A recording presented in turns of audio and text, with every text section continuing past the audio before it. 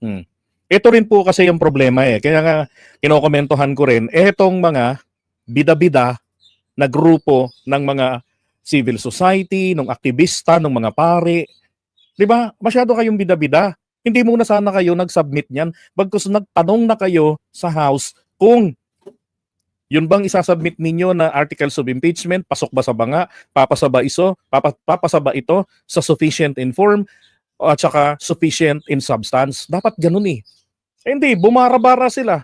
O siguro nakita ng mga to na yung tatlong unang isinumite, eh, pambasura.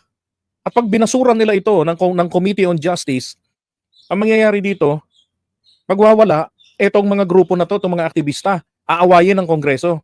Sasabihin, kunwari pa kayo, kampi rin naman pala kayo kay Sara. Katunayan, hindi nyo pinaabot ng plenary. Eh kung hindi naman sufficiente, o di ba? Yun nga yung sinasabi ng nakaraan eh.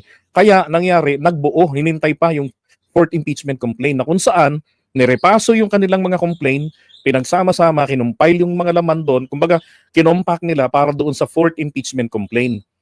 Oh.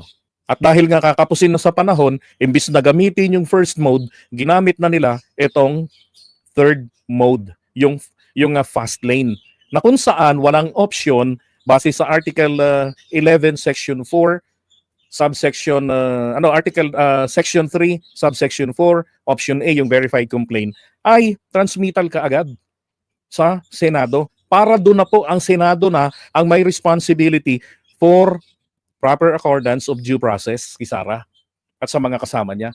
Ang pinaka-importante dito, meron pa ring pagkakataon sa due process. 'Di ba? Anong gagawin natin kung hindi naging katulad 'yan ng sistema ng piskalya? Nasa piskalya pa lamang, 'di ba, narerepaso na. Anong gagawin natin kung hindi kapareho ng sistema ng first two options? Sisihin nyo yung sumulat ng Constitution.